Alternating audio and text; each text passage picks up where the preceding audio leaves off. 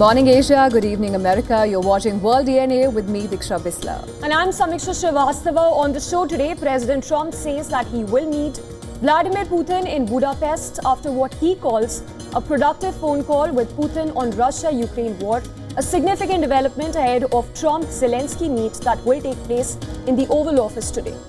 Also on the show today, ceasefire between Israel and Hamas hangs in the balance, with more bodies of deceased hostages yet to be returned to Israel. Trump threatens to go in and kill Hamas if Gaza killings continue. We're going to get you all the details on the show today, but first, a quick check on the headlines.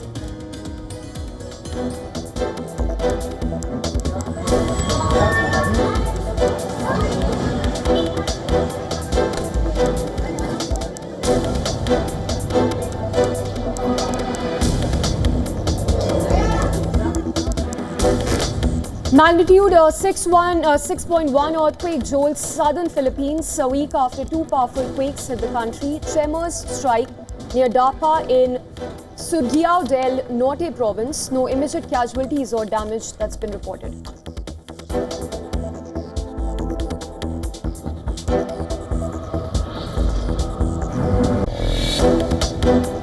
But I'll be meeting with President Putin, and we'll make a determination. Tomorrow I'm meeting with President Zelensky, and I'll be telling him about the call. Donald Trump announces plan to meet Vladimir Putin in Hungary within 2 weeks, following what he called a very productive phone call. The meeting would mark their second summit since Trump's return to office.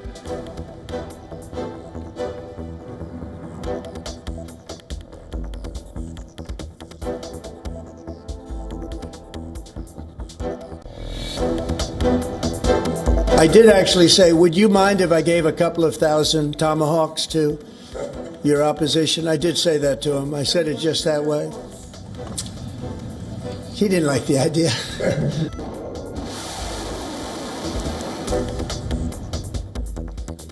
President Trump casts doubt on giving Tomahwak missiles to Ukraine a day before his meet with Zelensky, cites concerns over depleting U.S. stockpiles, adds that he discussed it with Putin, who opposed the idea.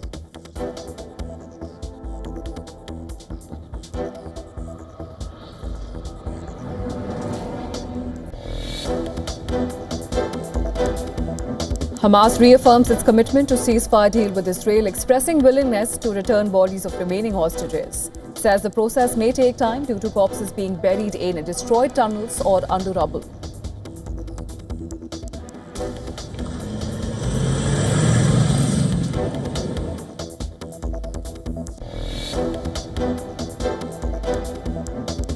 Lebanon says one person killed and seven wounded in Israeli strikes in South. IDF also says that it targeted Hezbollah and its allies. Lebanese president accuses Tel Aviv of hitting civilian sites and even violating the ceasefire deal.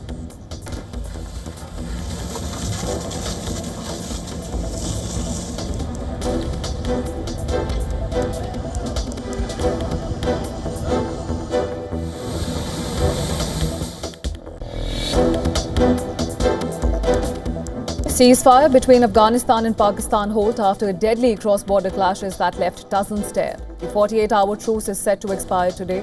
Pakistan's Prime Minister says any extension depends upon Kabul's response.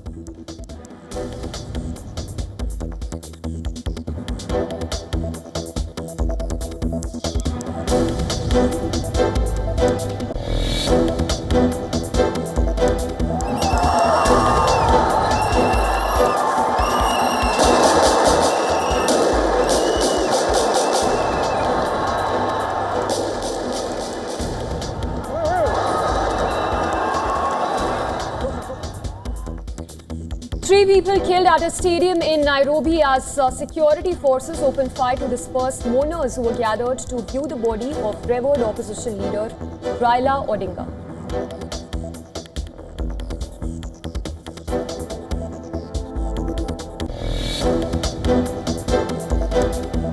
Peru's new president, Jose refuses to resign following the death of a protester during a massive demonstration led by Gen Z activists demanding his ousting.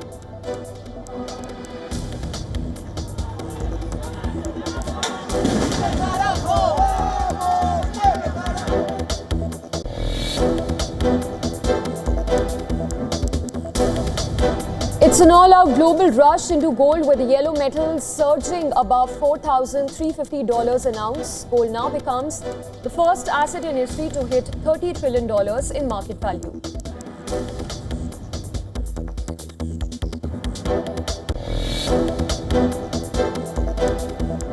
Cristiano Ronaldo tops Forbes' highest paid footballers list with a staggering $280 million in earnings this year, which is more than double the total of his longtime rival, Lionel Messi. 18-year-old Lamine Yamal also breaks into top 10.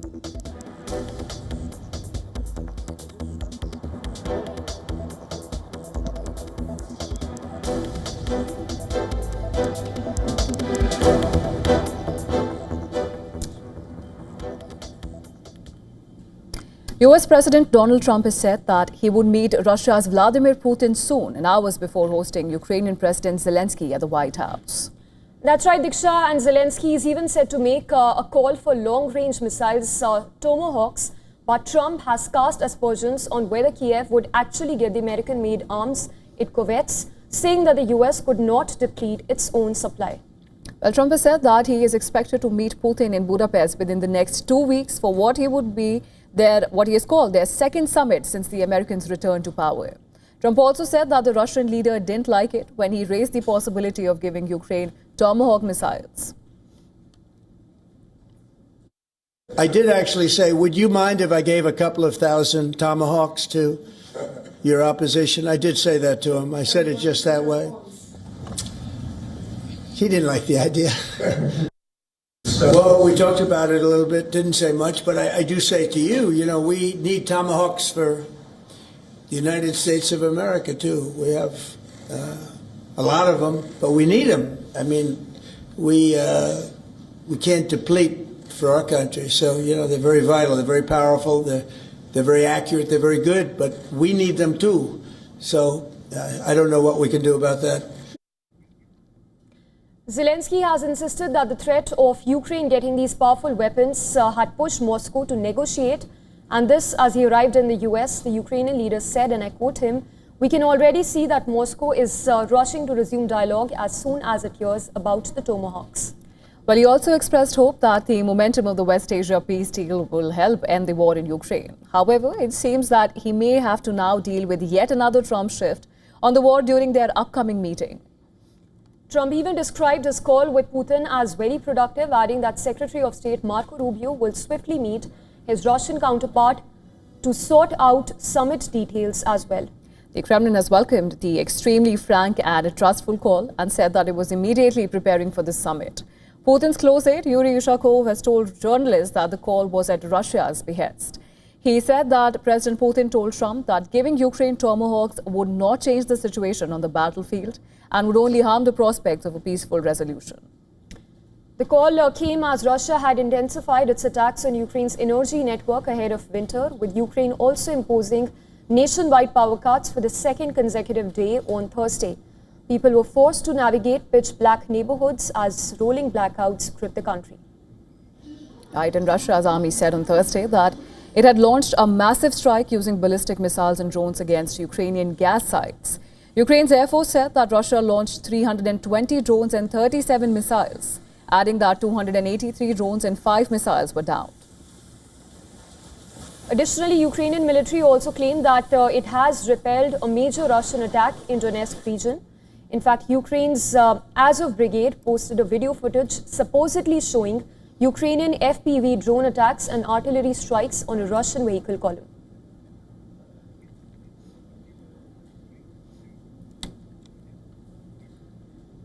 And to discuss more, we are now being joined by John Erath from Washington, D.C. He's a Senior Policy Director for the Center for Arms Control and Non-Proliferation. Mr. Erath, appreciate you joining us on the broadcast.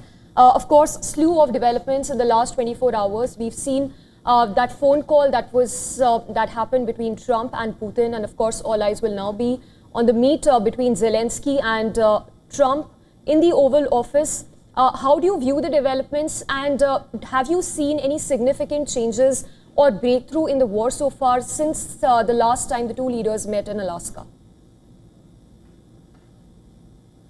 I'll answer the last part of that question first. There have not been significant developments in the war. Unfortunately, the fighting continues. neither side seems to be gaining much of an advantage, although the attacks with long-range fires, that is to say drones and missiles, continue in both directions. This is particularly unfortunate because it is civilian infrastructure that's being targeted, which is very important, particularly energy infrastructure, as we come into the season of winter in Ukraine and Russia. So it is the civilians, the non-combatants, who are going to suffer at this point. Now, as to the upcoming summit, I think please. No, of course, Mr. Ayad, please go on. I was saying that it's a significant win for Russia that there will be another summit. There is no indication that there is any change in the positions of the parties or any greater willingness to finally get some serious negotiations towards ending this war. But it was there are two significant developments in the last few days. The first is the possibility that additional long-range strike weapons might be transferred to Ukraine from the US and from Germany. And this clearly got Russia's attention, and they want to do something to stop it. The second is that there are protests in Russian cities against President Putin and his government. This is a significant development because it shows that there is possibility that the people of Russia could demand an end to the war for themselves. So I think this is what is compelling Russia to seek some hint of dialogue. They don't show that they are willing to compromise, but any possibility to end the war is to be looked on as a positive development. Right, Mr. Ayad, and the timing of the Trump-Putin call is also quite telling. Of course, it's happened one day before Zelensky is to meet Mr. Trump at the Oval Office, but also just after the EU announced that it's going to bolster its eastern flank. And we know that the talk happened at Putin's behest. Now, having said that, and with Zelensky pushing for, of course, the Tomahwak missiles, do you think the call would have influenced Trump's decision on that front? Because earlier he had shown willingness to actually supply Ukraine with the Tomahawks, but now there seems to have been a shift in the tone. As far as I'm aware, there is not a final decision on the supply of Tomahawks or other weapons to Ukraine at this point. I think that's going to depend on the outcome of the meeting with Zelensky today for your time, tomorrow for my time. But certainly the Putin call has influenced President Trump. He appears to have taken at face value the Russian assurance that they want to do something. I will be the first to congratulate the president if he manages to make progress. But the signs are not there. It doesn't seem like there is any change in the positions of the parties, or they're still fundamentally opposed to each other. Yes. And Mr. Ayad, that being said, remains to be seen whether Tomahawk will actually be used as a bargaining chip by President Trump when he next speaks to Putin in that summit that is to take place in Hungary. But just to mention another point, since you've worked closely with the NATO and the European Union, could you also talk to us about this anti-defense system which the EU has been working on and says it will be ready by 2027? The Russian aggression against Ukraine has been something of a wake-up call to European governments. They have, after years of neglecting their militaries and their defense establishments, they are finally going to spend more money on them. They're finally going to invest in various capabilities that they have been lacking. I think that they're aware, based on what Russia did to Ukraine, that they did not have any means to stop such aggression against their own countries, should that happen. So there's a feeling in Europe that it's overdue, that they are making these investments in their defense sectors, and that these capabilities are necessary to deter aggression against their own countries. Absolutely, Mr. Ayad. Well, of course, we'll have to wait and see how the situation develops and what comes out of the Trump and Zelensky meet. But for now, thank you so much for joining us on the broadcast and sharing your valuable perspective with us. Thank you for inviting me.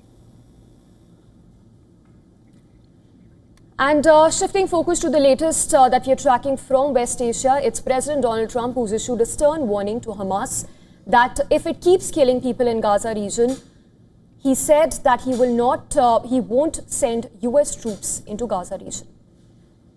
It's a tough situation. They brought back bodies today, as you probably know. But they also said they're going to behave. We're going to find out if they behave. If they behave, good. If they don't behave, we'll take care of it. Well, the threat comes as reports emerge of renewed violence inside Gaza, including Hamas cracking down on alleged collaborators and carrying out public executions. But the group says it remains committed to the ceasefire. And in doing so, what it can do to uphold the terms of the ceasefire, including the return of Israeli hostages' bodies still buried beneath mountains of rubble. Now, on Thursday, Israel shared intelligence on the location of deceased hostages' bodies in Gaza with mediating countries Egypt, Qatar and Turkey. Turkey has now deployed disaster recovery teams to assist in the search operations, but Hamas says Israeli restrictions on heavy equipment and even destruction of underground tunnels and widespread bombing is hampering the very process. Israeli officials warn that unless Hamas returns all remaining hostages and bodies, the fighting could resume. Pressure is also building on Prime Minister Benjamin Netanyahu, with a leading hostages advocacy group demanding him to suspend any further stages of the truce. It was on Thursday that Israel returned the bodies of 30 Palestinians, but Gaza health officials claim that they are still struggling to identify them as there is no access to DNA testing or even related technology. Meanwhile, Zikim Beach, located near Israel's northern border with the Gaza Strip and the site of the deadly October 7 attack, has reopened to the public following a recent security assessment.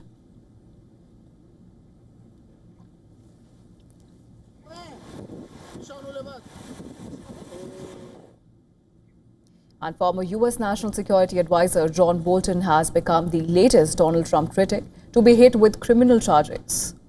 Also, the 76-year-old veteran diplomat was charged by a federal grand jury with 18 counts of transmitting and even retaining classified information. Well, Bolton, who once served as Trump's former national security advisor, has been one of the most vocal critics of his administration lately, especially on foreign policy. The indictment accuses Bolton of sharing top-secret documents by email with two unauthorized individuals who are not identified but are believed to be his wife and daughter. It says he shared more than 1,000 pages of diary life entries about his work as National Security Advisor by non-government email or a messaging app. The Justice Department even said that the documents revealed intel about future attacks, foreign adversaries and foreign policy relations too. Well, each of the count carries a maximum sentence of 10 years in prison. In a statement to US media, Bolton refuted the charges and said he had become the latest target in weaponizing the Justice Department, with charges that were declined before or to distort the facts. When asked for his reaction to Bolton's indictment, Trump told reporters his former aide is a bad guy and that's the way it goes. I think he's a bad guy. Yeah, he's a bad guy. It's too bad, but that's the way it goes. Have you reviewed the case against him? That's the way it goes, right? That's the way it goes. Will I what? Have you reviewed the case against him? No, I haven't. I haven't. But I just think he's a bad person. Okay, anybody else? Bolton's indictment follows the filing of criminal charges by the Justice Department against two other prominent critics of the Republican president, New York Attorney General Letitia James and former FBI Director James Comey too. Well, Bolton served as Trump's national security advisor in his first term and later angered the administration with the publication of a highly critical book, The Room Where It Happened. He has since become a highly visible detractor of Trump, frequently appearing on television news shows and in print to condemn the man he has called unfit to be the president.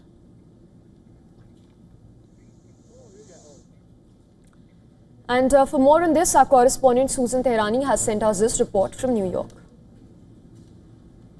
Former National Security Advisor John Bolton has been indicted on 18 counts for mishandling classified information. Prosecutors say that he unlawfully transmitted and kept national defense documents after leaving the White House. The indictment claims that Bolton stored sensitive material at his Maryland home and D.C. office and even shared some through personal messaging apps as well as emails. Officials say that his private account was later hacked by an actor linked to Iran, exposing some of the material. Bolton's attorneys call the charges politically motivated. Each count carries up to 10 years in prison. The case raises new questions about how former senior officials handle classified files and whether the Justice Department is applying the law evenly across political lines. Susan Tehrani reporting from New York for WION World is One. And the doors of the Pentagon just slammed shut on the free press. A mass exodus of journalists rejecting new access rules culminated in a stunning act of defiance. That's right, Diksha. And as the Trump administration defends its rules, questions now erupt over freedom, power, and even control.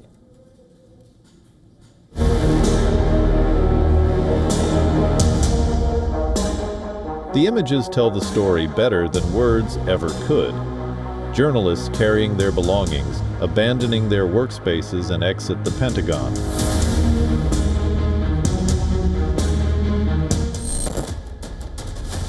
Defense Secretary Pete Hegseth, who is a former news anchor, demanded that reporters agree to a new policy under which they would need to pledge to not obtain or use any unauthorized material, even if the information is unclassified, or hand over their press badges. Trump administration is defending the new policy, saying the goal is to ensure national security is upheld. It used to be, Mr. President, the press could go anywhere, pretty much anywhere in the Pentagon, the most classified area in the world. Or also that if they sign on to the credentialing, they're not going to try to get soldiers to break the law by giving them classified information. I find that when it comes to war, and now our great Department of War, we have some great people over there, I think it bothers me to have soldiers and even, high-ranking generals walking around with you guys on their sleeve, asking them, because they can make a mistake, and a mistake can be tragic. At least 30 organizations, Reuters, CNN, the New York Times, the Washington Post, Fox News, and more declined to sign. They warn this policy undermines journalistic integrity and weakens transparency in the nation's most powerful military institution. This confrontation marks a turning point. By clearing journalists from the halls of the Pentagon, the administration tightens its grip on military public messaging, but the press corps has vowed to continue coverage, albeit from the margins. The question now, how much reporting will survive the new barrier?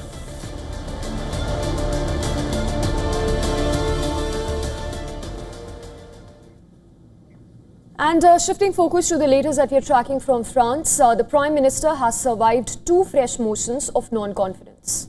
And just a short while ago, and this is 2 motions which were followed by the hard left France inbound and the far right national rally. Sébastien Lecornu survived both as votes fell short of the required majority.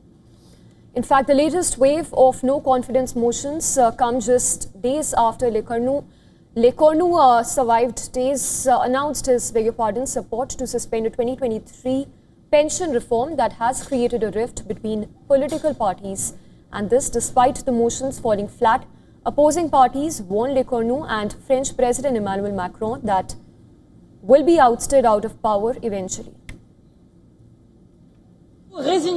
Do not give in, do not lose courage, do not divide at the grassroots. We are making a solemn appeal for popular and parliamentary resistance to continue fighting against these cruel budgets. And we are saying Prime Minister Sébastien Lecornu, like President Emmanuel Macron, is on borrowed time, and sooner rather than later, the President of the Republic will have to go.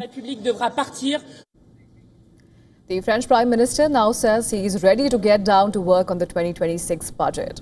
Opposition to the proposed budget is what pushed Lecornu to resign earlier, which is after less than the 1 month which he was in power. Reappointed by Macron to negotiate with parties and bring some stability to France, Lecornu now faces an uphill task to discuss provisions of the budget and try to reach consensus in Parliament next week.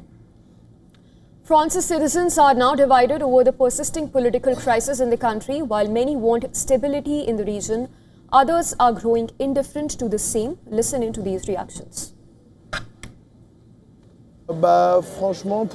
Frankly, to be honest, I don't really care. Today we're less and less interested in politics. What we want is to have a somewhat stable situation. This game of musical chairs almost, I find it ridiculous. We need a little stability in France, at last. Even at an international level, we're looking like clowns a little, so we need a little more stability. All of this is not very reliable. So for me personally, it's more the kind of thing that will make me lose all confidence in public authorities. But then, I'm waiting to see. And with that, it's time for a short break on World DNA. And we have a lot coming up on World DNA this morning. Tracking this hour, Donald Trump's claim that Russian oil purchases by India has sparked a political firestorm in New Delhi. We'll get you the details after this break.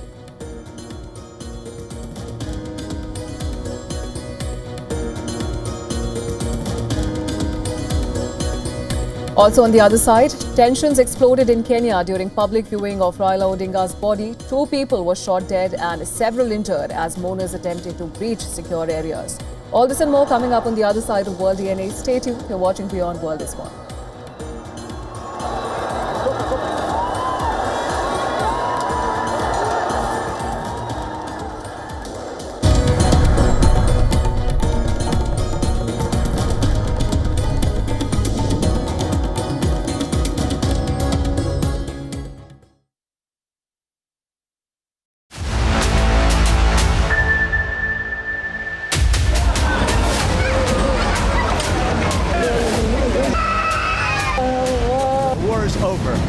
You understand that? This is the historic dawn of a new Middle East.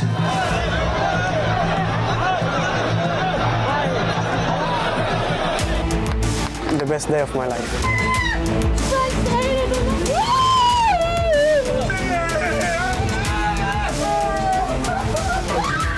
Donald Trump is the greatest friend that the state of Israel has ever had in the White House. Mr. President, you are committed to this peace.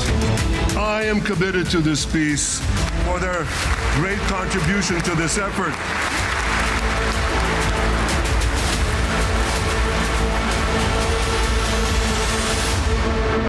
Rashtriya Swayamsevak Sangh. To some, it's an extreme ideology. To others, it's the very soul of India. To some, it's rebellion. To others, it's a principle of nation building, coming soon to challenge perceptions in RSS centenary year, Ceasefire at 100. WION, India's global voice, the channel that brings you the biggest stories from across the world through India's lens. Now available in more than 190 countries worldwide. Because we believe that the world is one. Watch us in Africa, Europe, USA and Canada, South America, Asia Pacific, Middle East and North African regions. Also available on these digital platforms across the world. WION, World is One. The Earth is sending distress signals. Wildfires, droughts, and melting glaciers. Can we reverse the damage? Explore the harrowing effects of climate change. It's a wake-up call. Global emergency. Climate Tracker on WION World is One. Rashtriya Swayamsevak Sangh. To some, it's an extreme ideology. To others, it's the very soul of India. To some, it's rebellion.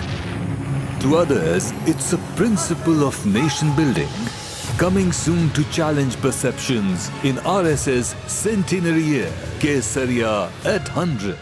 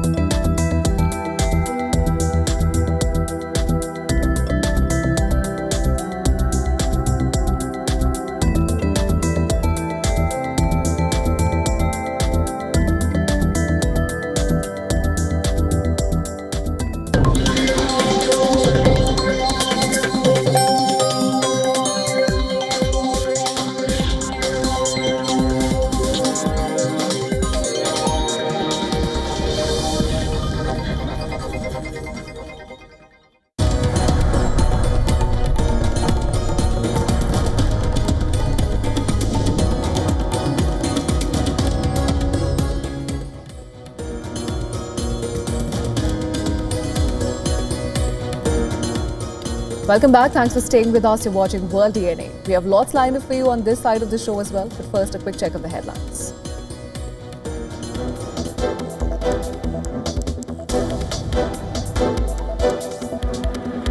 US military conducts new strikes on suspected drug vessel in the Caribbean, resulting in survivors reportedly a first in such operations.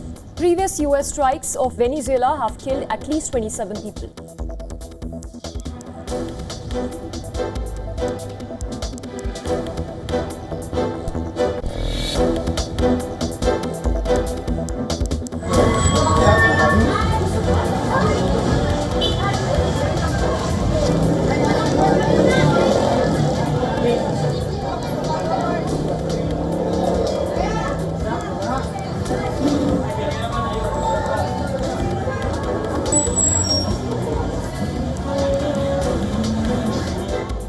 Magnitude 6.1 earthquake jolts southern Philippines a week after two powerful quakes hit the country.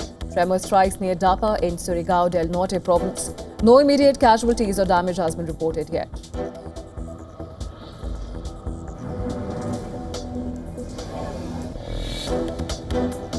But I'll be meeting with President Putin, and we'll make a determination. Tomorrow I'm meeting with President Zelensky, and I'll be telling him about the call.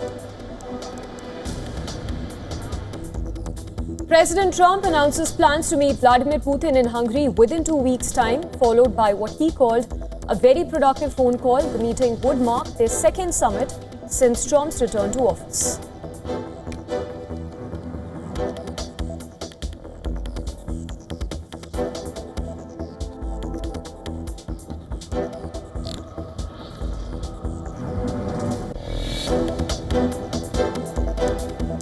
Hamas reaffirms its commitment to ceasefire deal with Israel, expressing willingness to return bodies of the remaining hostages. Says the process may take time due to corpses being buried in destroyed tunnels or under rubble.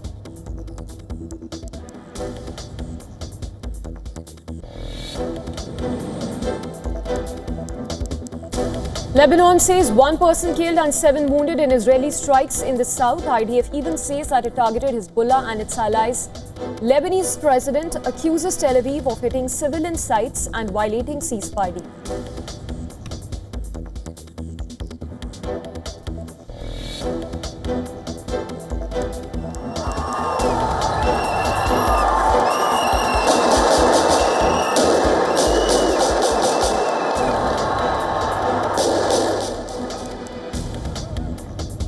Four people killed at a stadium in Nairobi as security forces opened fire to disperse mourners who were gathered to view the body of revered opposition leader Raila Odinga.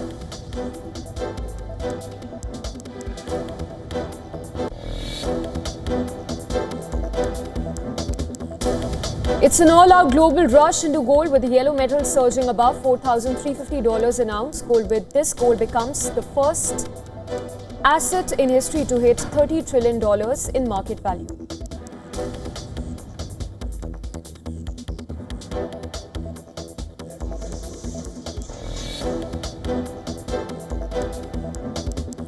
Defending champion Yannick Sinner defeats Novak Djokovic to reach the final of the Six Kings Slam. He will take on Carlos Alcaraz for the title for the second time.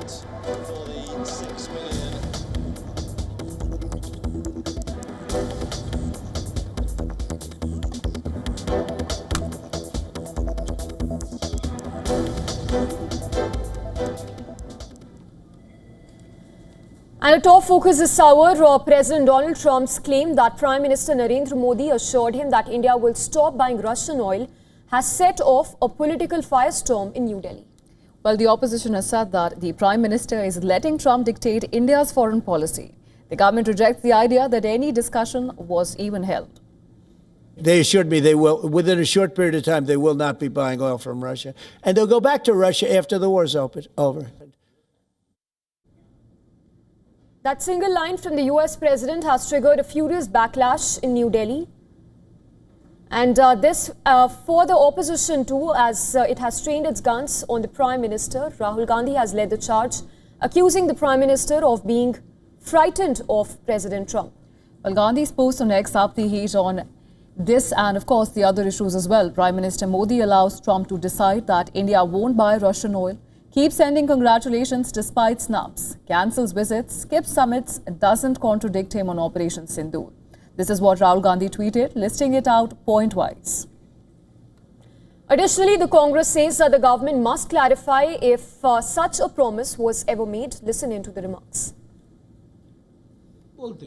क्या है हकीकत क्या है रूस से तेल खरीदने का हकीकत क्या है व्यापार समझौता क्यों रुका हुआ है किन मुद्दों पर रुका हुआ है पार्लियामेंट को विश्वास में लें Well, the BJP hit back, calling Rahul Gandhi's remark a surrender of national interest. Leaders called it Congress's questioning for the sake of it, reiterating what he called a lack of direction and leadership in the grand old party. And the Ministry of External Affairs has cleared the air, saying that there had been no discussions between Trump and Modi whatsoever. External Affairs Minister Jaishankar has repeatedly said that India's energy policy is guided what's best for its citizens, not by Western approval. Now, with New Delhi insisting on strategic autonomy, Trump's latest remarks have stirred up trouble both at home and abroad. The question now is, did Modi really promise to stop, or is Trump once again overplaying his hand here?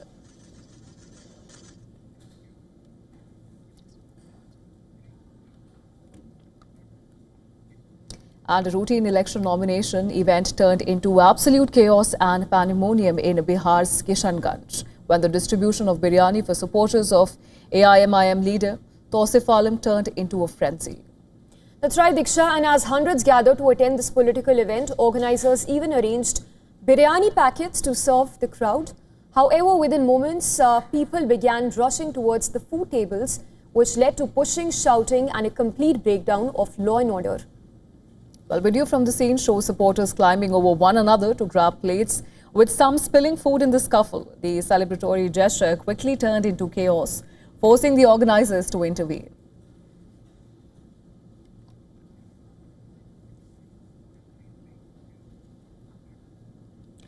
And shifting focus to the latest that we're tracking on Pakistan-Afghanistan clashes, as a fragile 48-hour ceasefire between Pakistan and Afghanistan holds following days of deadly clashes.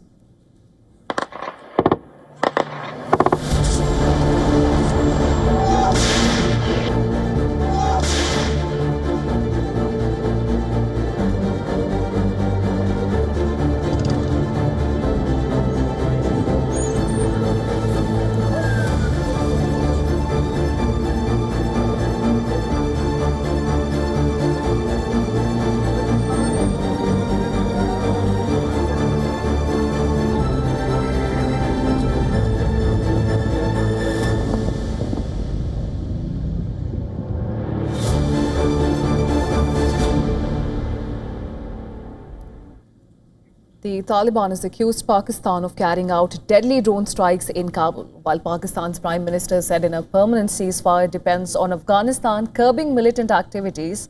Amid rising tensions, Pakistan has ordered Afghan migrants in Quetta to leave, sparking concerns. Also, Kabul is still reeling from the aftermath of the deadly explosions on Wednesday that killed 5 people and injured several others. After carrying out an investigation, Afghanistan's Taliban government has claimed the twin explosions was a result of drone airstrikes that were carried out by Islamabad. Well, the surgical center run by Emergency, a non-governmental organization, said that people had suffered shrapnel wounds, blunt force trauma and burns in the attack. Confirming the strikes, Khalid Zadran, the spokesman for the Kabul police chief, said the first strike hit a civilian house, while the second strike hit a fuel tanker outside a market, starting a large fire.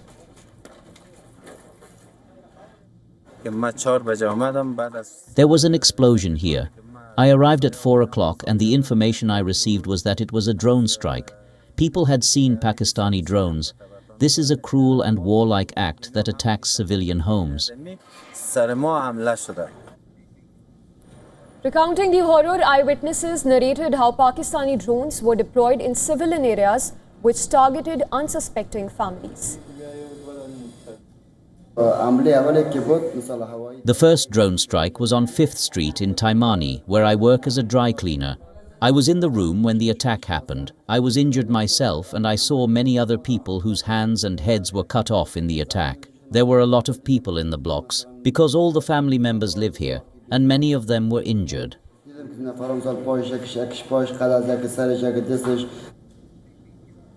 Meanwhile, mourners gathered in Spin Boldak, a town of Afghanistan's border with Pakistan, to pay respects to victims of a recent airstrike amid heightened tensions with Pakistan. The Afghan Taliban reported over a dozen civilian deaths and 100 injuries, while Pakistan denied responsibility and claimed 4 of its civilians were wounded in attacks by Taliban forces in the district of Chaman, which is opposite Spin Boldak across the frontier. This bombardment caused heavy casualties among civilians. We have 166 injured and around 20 people killed. All of these people were wounded or killed as a result of this attack.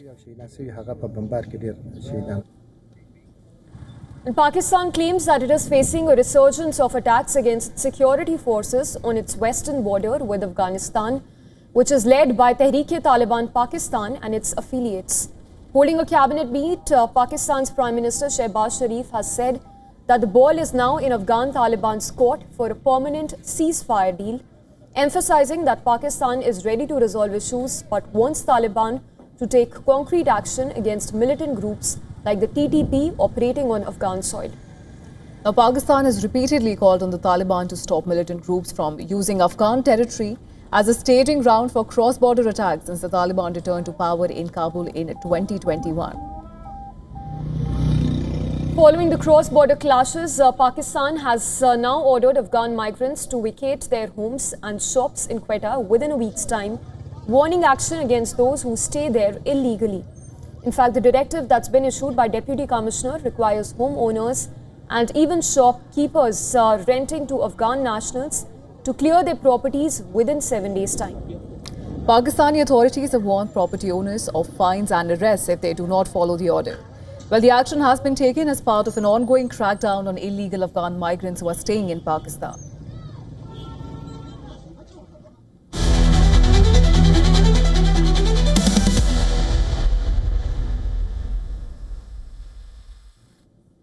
Another news, Peru's interim president, Jose Herri, has refused to resign despite massive protests continuing to rock the country.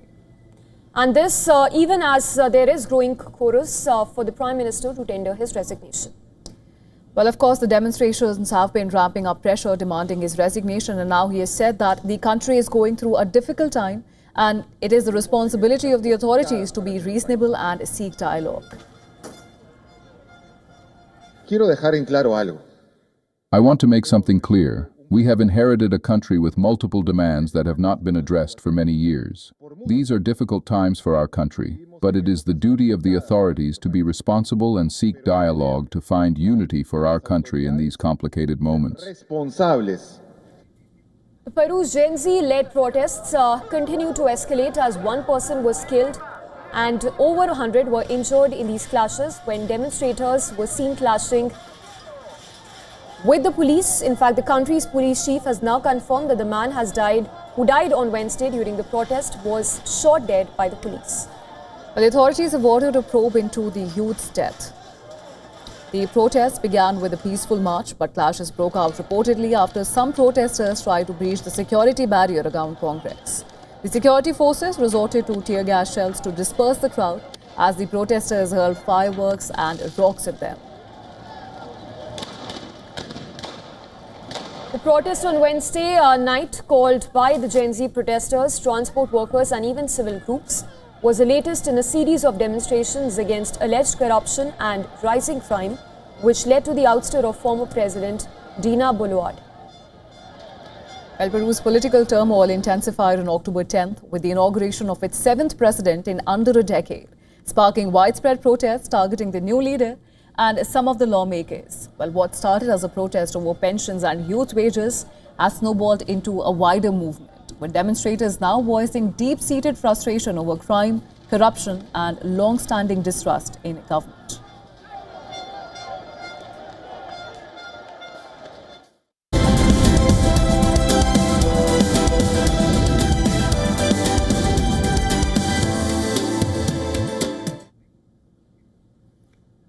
And on to the latest with respect to China stoking tensions with the US.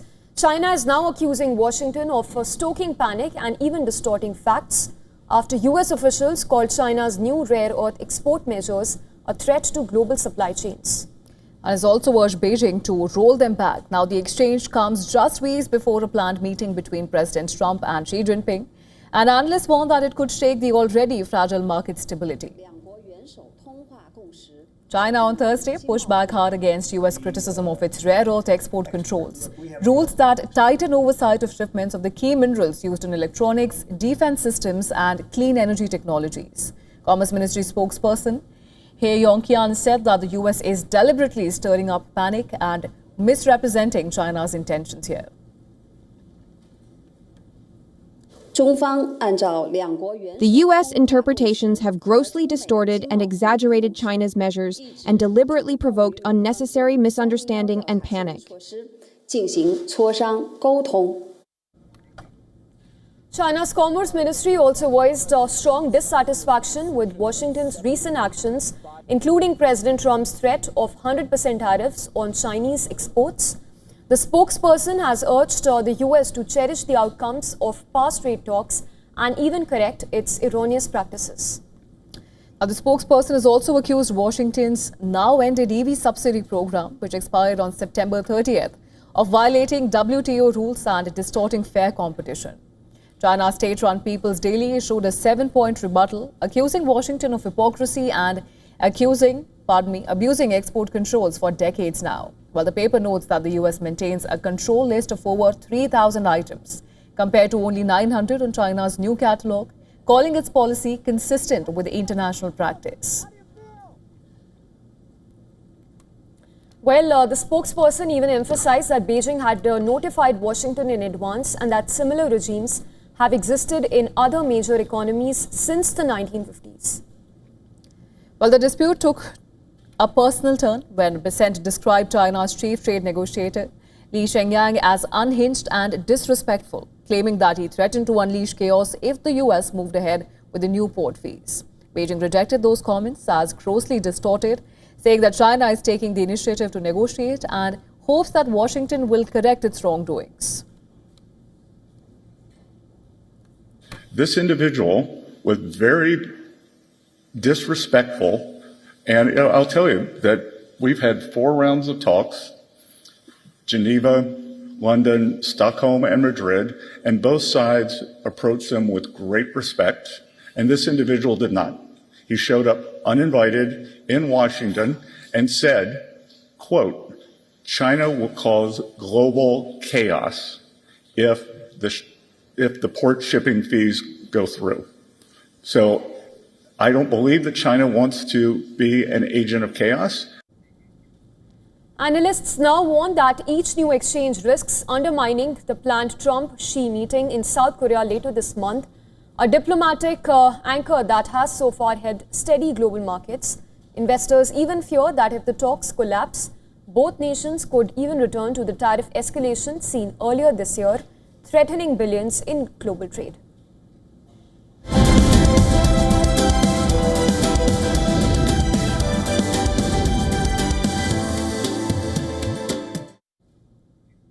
And Microsoft has rolled out a new round of AI upgrades to Windows 11.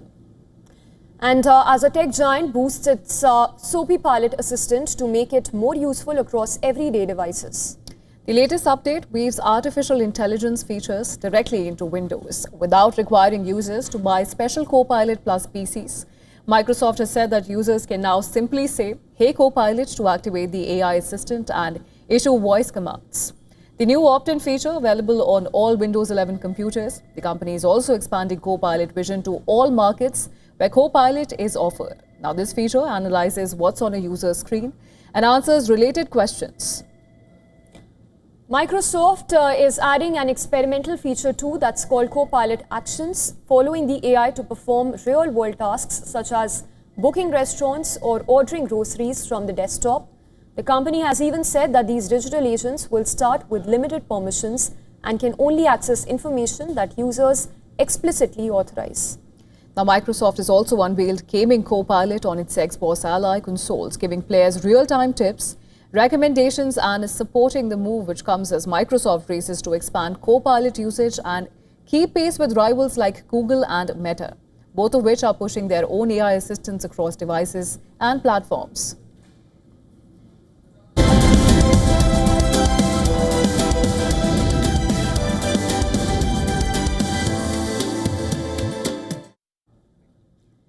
And on to the latest that we're tracking from the world of sports. It's defending champions Australia that have booked their place in the semi-finals of the Women's ODI World Cup. Well, captain Alyssa Healy struck her second consecutive century as Australia thrashed Bangladesh by 10 wickets to secure their spot. Bangladesh won the toss and elected to bat first. Opener Rubia Haider was given multiple lifelines, surviving numerous edges and dropped catches before finally falling for 44. Well, she was the second wicket to fall as Bangladesh slid from 73 for 2 to 165 for 9. Shobana Mostari played an unbeaten 66, dragging her side towards a respectable total. She put on a 34-run test last wicket partnership with Fariha Tristan to help Bangladesh reach 198 for 9. For Australia, Alana King and leg spinner Georgia Wareham each picked up 2 wickets. And Bangladesh total was never likely to be enough against a formidable Australian batting lineup. They managed to keep things tight early on, even restricted Australia to just 3 runs in the first 2 overs. But once Hele and her opening partner, Litchfield, found their rhythm, there was no stopping them. Hele even powered her way to an unbeaten 113, while Litchfield contributed a fluent 84. The pair struck 33 boundaries between them as the defending champions cruised to victory in just 25 overs.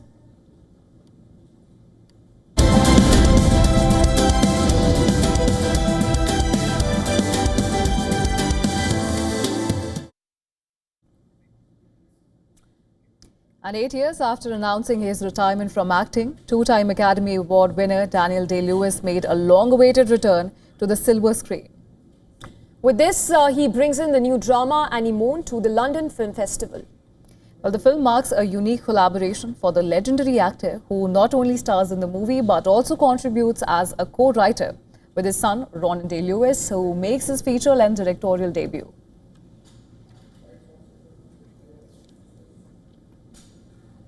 Director and co-writer Ronan Day-Lewis, the son of Day-Lewis and filmmaker Rebecca Miller, revealed that the collaboration was born out of a desire to find a way to work together after his father stepped back from acting. Now, what began as a small concept with no guarantee of production ultimately grew into a full feature film. The story, which is set in northern England, follows a man's journey into the woods to reconnect with his estranged hermit brother, with whom he shares a complicated past. Day-Lewis stars as the hermit Ray, whose life is disrupted by the arrival of his brother Jem, who attempts to convince him to return to his teenage son Ronan, who has had vivid memories of being on set with his father for films like There Will Be Blood, brings his own perspective to the familiar drama with Anemone, who is now scheduled for release in UK cinemas on 7th of November. The war with crime. We were the phantom soldiers. And with that, it's a wrap on this edition. We have a lot coming up. Stay tuned.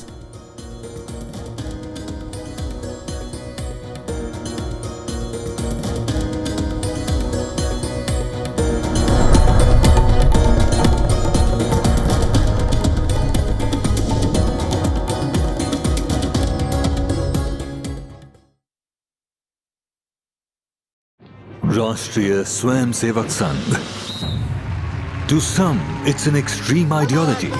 To others, it's the very soul of India. To some, it's rebellion.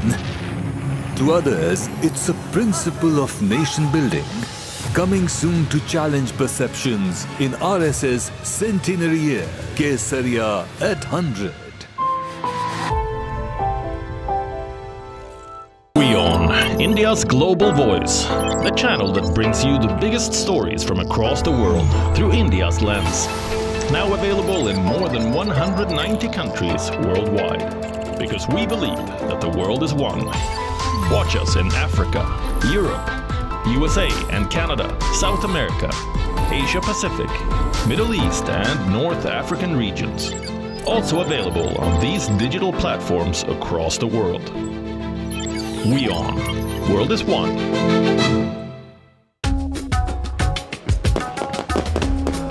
As people across the world celebrate the Festival of Lights, we get you a list of movies you can watch this Diwali season, along with a festive style guide that you can take cues from. Also know all about Hayao Miyazaki's timeless films of Ghibli universe. All this and much more with me, Diksha Bisla, on WION at these times.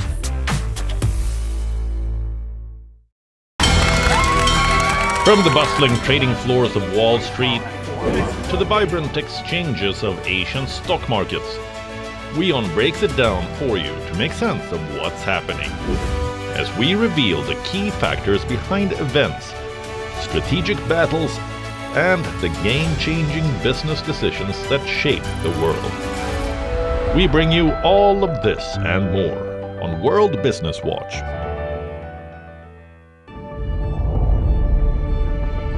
The Earth is sending distress signals. Wildfires, droughts, and melting glaciers